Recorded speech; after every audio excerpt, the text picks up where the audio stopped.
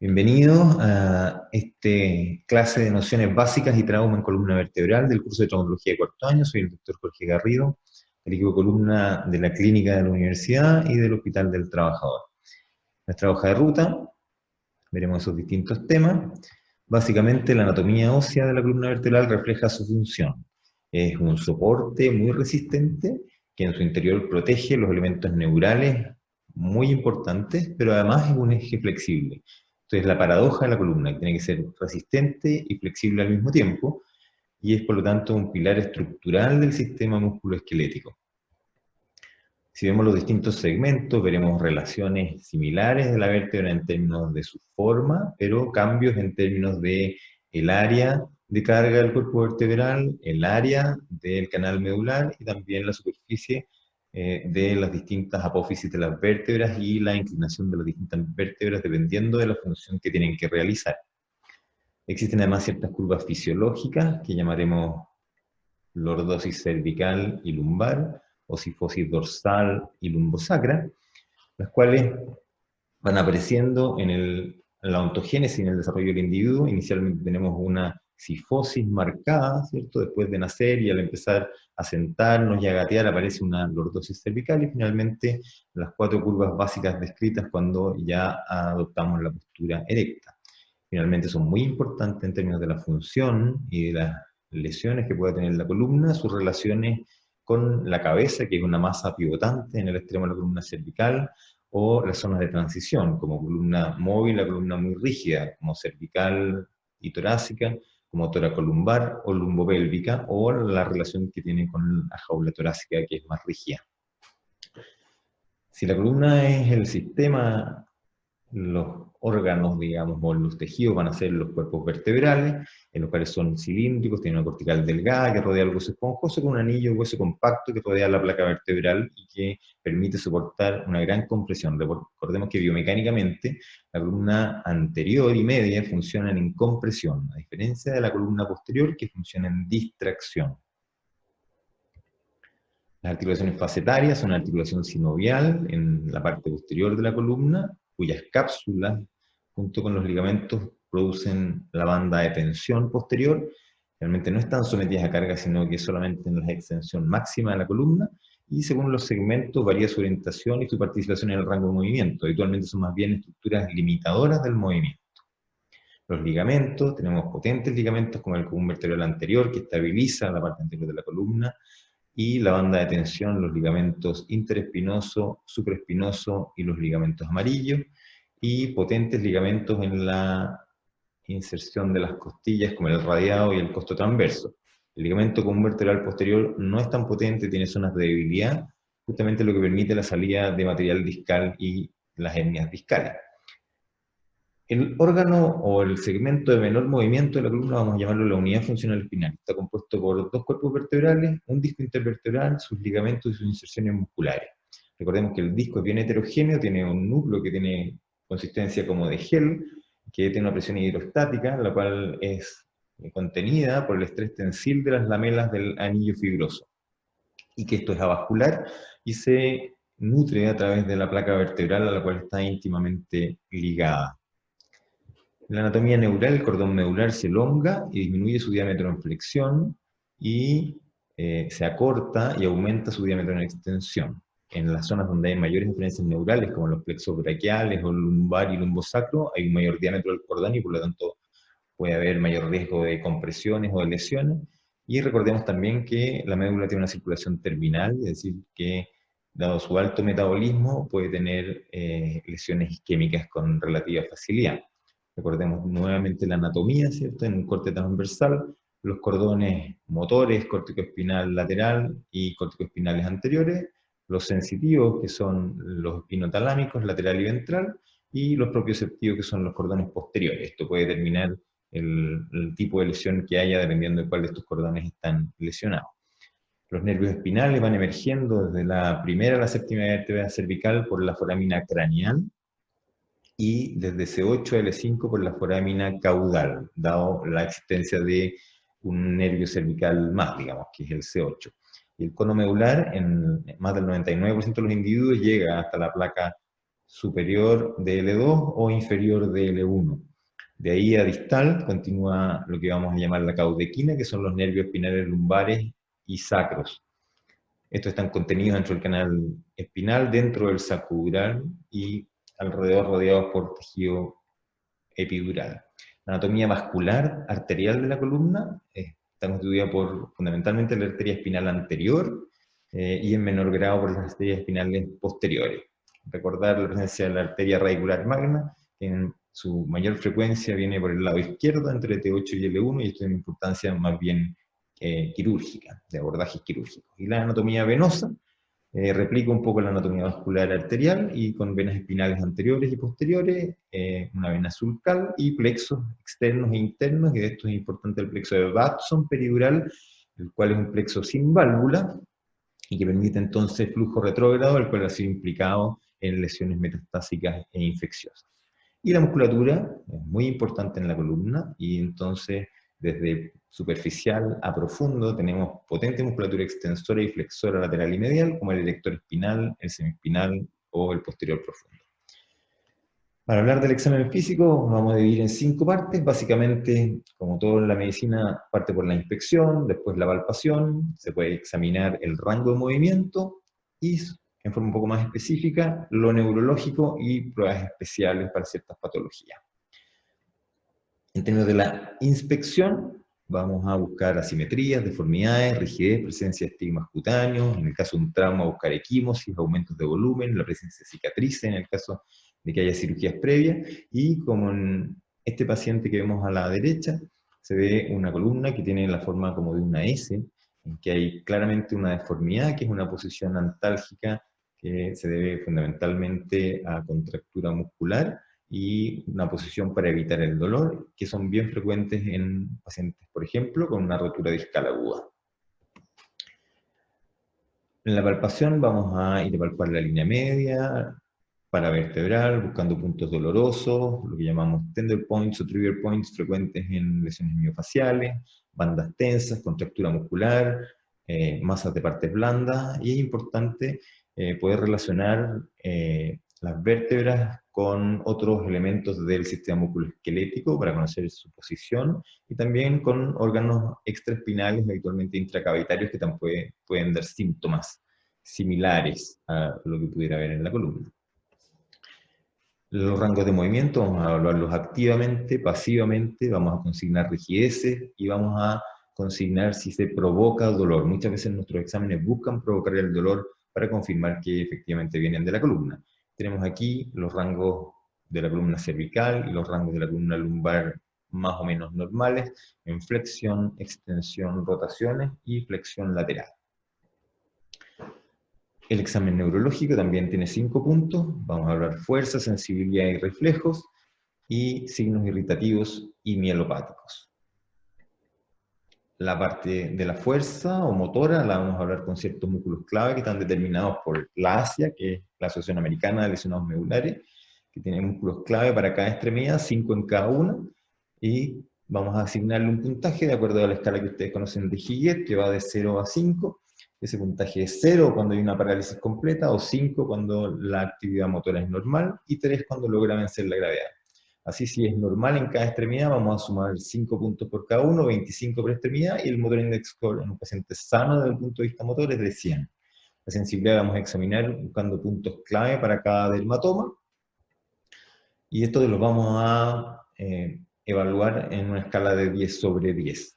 Esos puntos clave también están determinados por la ASIA. Y los reflejos, que vamos a consignar su presencia o ausencia, qué intensidad tienen y cómo está el área reflexógena normal aumentada. Aquí tenemos un cuadro resumen de la fuerza, la sensibilidad y los reflejos, básicamente con los músculos clave que conversábamos para la extremidad superior y la extremidad inferior, cada uno con el movimiento que debe ser evaluado, los puntos clave de los dermatomas en las extremidades y la presencia de reflejos osteotendinos en algunas de esas raíces nerviosas. Los signos irritativos o de compresión o irritación radicular son test provocativos que buscan reproducir un dolor irradiado radicular. Por lo tanto, solo son positivos si al provocarlos se produce dolor radicular, como el que fue descrito anamnésticamente por el paciente. ¿Cuáles hay? El signo de Spurling o test de compresión foraminal, en que uno hace compresión axial de la cabeza con un poco de flexión o de extensión y rotaciones, y eso cierra las foráminas y debiera generar un dolor irradiado al brazo.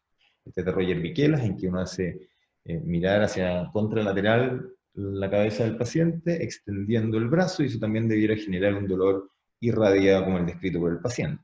El signo del saludo militar es un signo en el cual el paciente, al poner en abducción el brazo por encima de la cabeza, tiende a disminuir el dolor radicular. Y finalmente el dolor, o los signos irritativos lumbares, el por todos conocido TEPE, que es un acrónimo para test de elevación de la pierna extendida, y consignaremos el ángulo en el cual aparece el dolor radicular. En la CEG es muy similar, pero con cadera en 90 grados y rodilla en 90 grados, y consignaremos el ángulo desde el horizontal de la flexoextensión de la rodilla. Y el signo de O'Connell, en que en el paciente con decúbito crono hablaremos con rodilla en 90 grados, la extensión de la cadera y la aparición de dolor en la cara anterior del muslo. Finalmente los signos mielopáticos, de los cuales hay abundantes. Consignaremos y hablaremos si hay marcha mielopática, con aumento de la base de sustentación y rotación externa de los pies, si hay alteración de la motricidad fina, si aparece un signo de Lermite, que puede ser descrito también espontáneamente por el paciente, en que la flexión forzada del cuello y brusca produce un dolor tipo eléctrico hacia los brazos o hacia el tronco.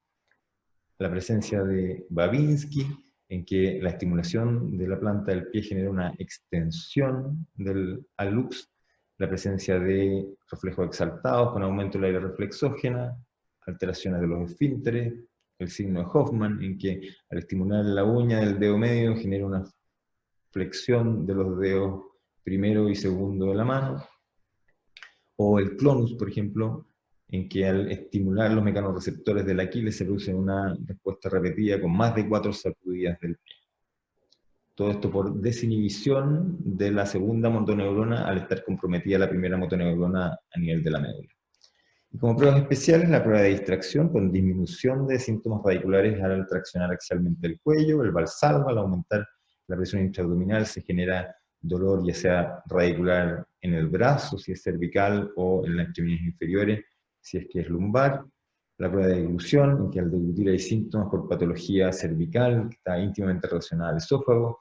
El test de Adams, que sirve para evaluar curvas estructurales versus posturales, especialmente escoliosis. A la vez rotación de los cuerpos vertebrales aparece una jiba dorsal.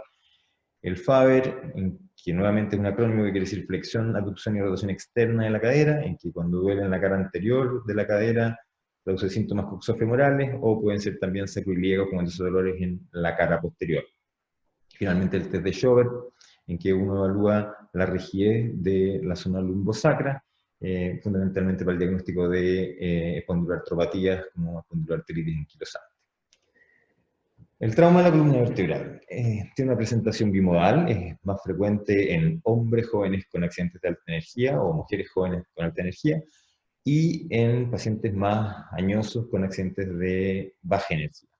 Los avances en los sistemas de rescate y de reanimación han aumentado la sobrevida de estos pacientes, y se trata, cuando se produce un trauma raquiomedular, de una lesión devastadora. Por lo tanto, debemos evitar el daño secundario protegiendo la médula hasta descartar que haya una lesión activamente. Por lo tanto, hay que tener un alto índice de sospecha de lesiones como esta, y eso hay que sospecharlo por las lesiones asociadas y por la energía del accidente.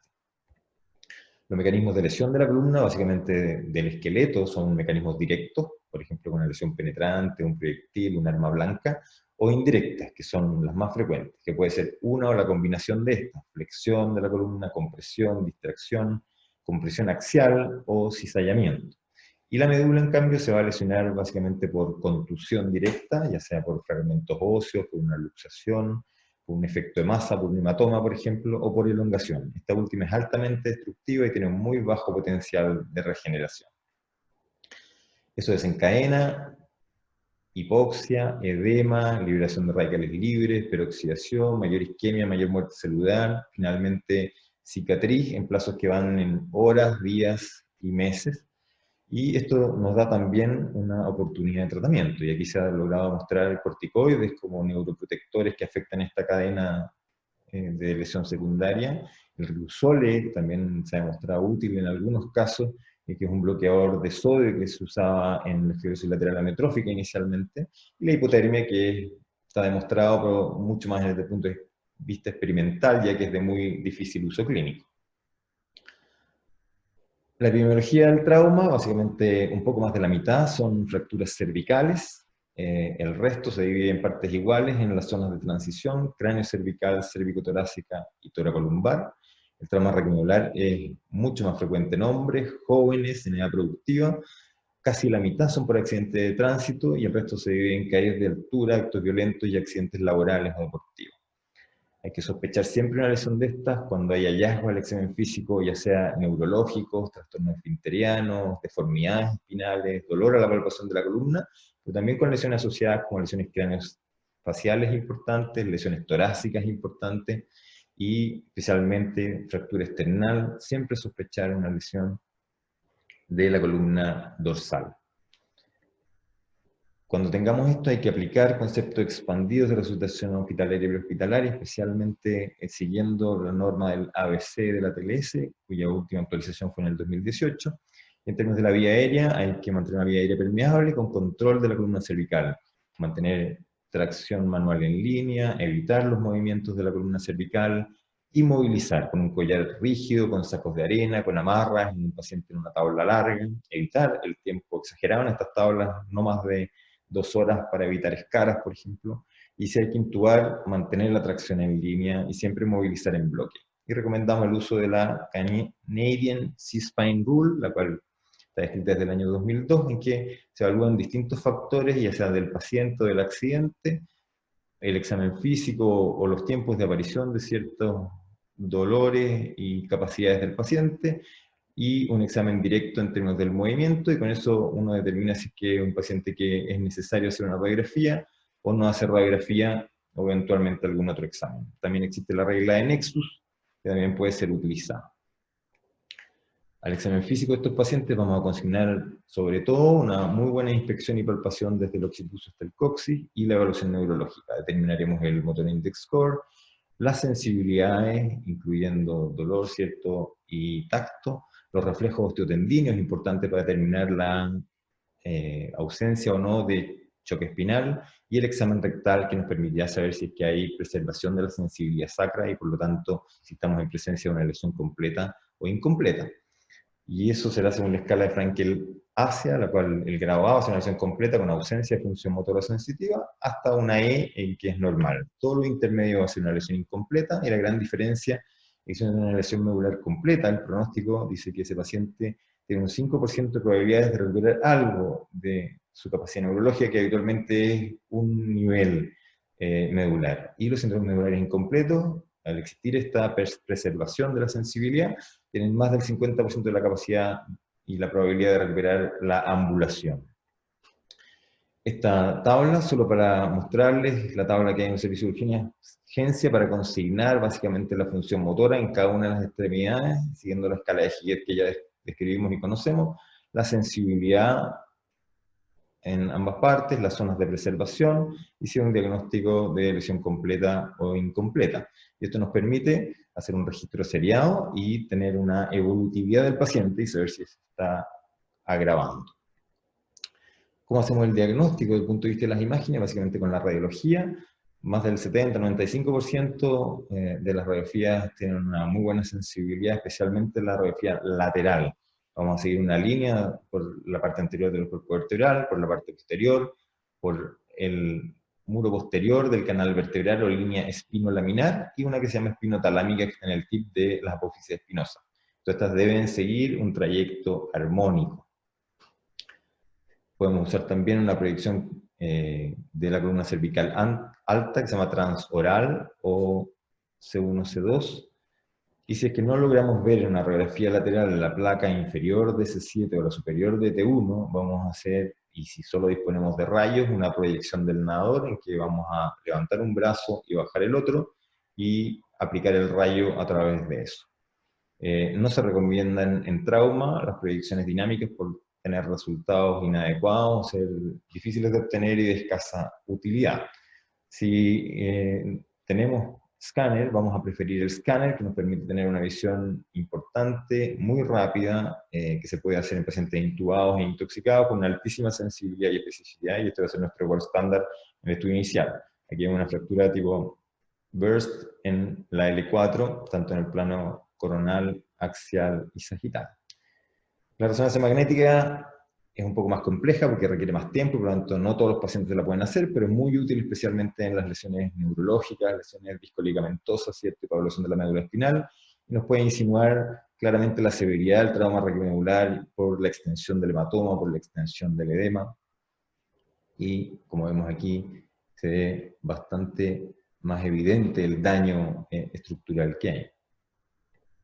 Los pilares del manejo secundario del trauma raquiomedular, vamos a hablar del time spine. Mientras antes podamos tener estas acciones, la columna se va a beneficiar y va a tener un mejor pronóstico. Hay que inmovilizar, ¿cierto? Y trasladar de forma adecuada, mantener una buena resucitación con presiones arteriales medias más de 85 milímetros de mercurio, una muy buena oxigenación, ojalá al más del 100% de oxígeno, con descompresión y estabilización precoz cuando eso sea posible y necesario. Se ha visto que la descompresión antes de 24 horas tiene mejores resultados y sin tener mayores complicaciones que las que se realiza con pacientes más estabilizados después de 48 horas. Los corticoides han sido controversiales, sin embargo la evidencia actual recomienda su uso.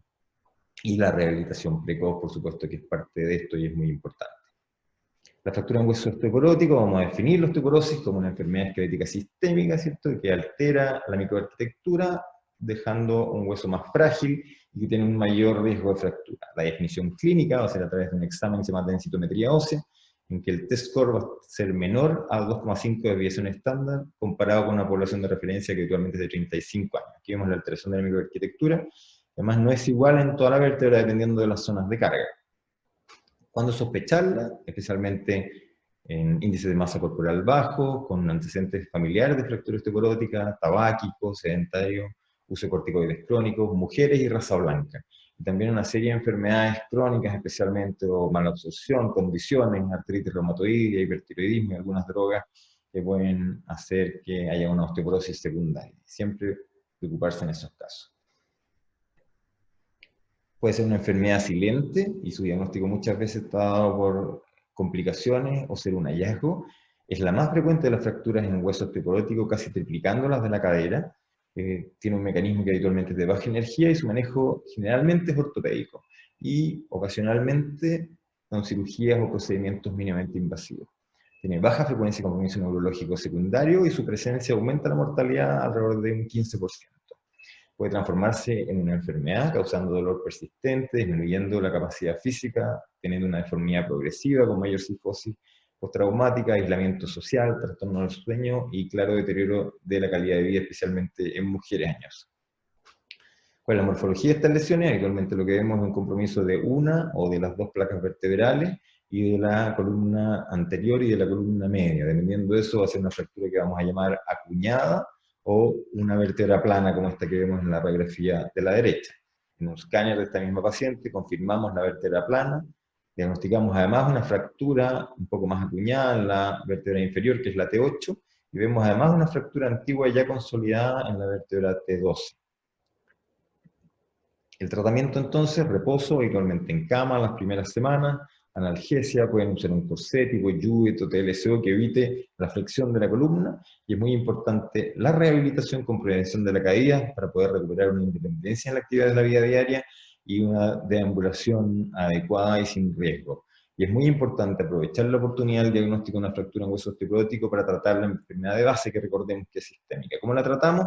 Básicamente haciendo un estudio primero de laboratorio, midiendo la PTH, creatinina, calcio, descartando la presencia en la historia de ese paciente de malignidades o de cáncer, y la recomendación es usar teriparatide diario por 24 o 30 meses, seguido de denosumab cada 6 meses por 10 años. Esto es de un altísimo costo y no es posible en todos los sistemas de salud. Hay que monitorizar los efectos adversos y el progreso. Si no es posible usar eso, vamos a usar bifosfonatos, calcio y vitamina D y algunos ejercicios con carga, que es el tratamiento que dejamos en los pacientes que tienen una osteoporosis sin haber tenido una fractura. Y cuando derivarlo como médico general, si uno tiene una falla en tratamiento médico, es decir, tiene un dolor persistente a pesar de haber hecho este tratamiento por más de 4 semanas, con una limitación importante de la actividad de la vida diaria aún, si es que hay una inestabilidad, quiere decir que hay deformidad o dolor intratable con carga fisiológica, si hay una cifosis regional que está aumentada o que va progresando, y si hay una fractura tipo estallido, es decir, que tiene compromiso de las placas y del muro posterior. Finalmente, entonces, de todo esto que hemos visto, los mensajes para la casa, las bases anatómicas son fundamentales en la traumatología y también en la columna. El trauma de columna es grave hasta demostrar lo contrario, y finalmente se lo que se llama el clearance de columna, y por lo tanto es importante el traslado adecuado con una buena inmovilización y un paciente empaquetado. Time spine, mientras antes mejor, y es importante prevenir y tratar las fracturas osteoconóticas y no perder la oportunidad de tratar la enfermedad de base. Muchas gracias por su atención.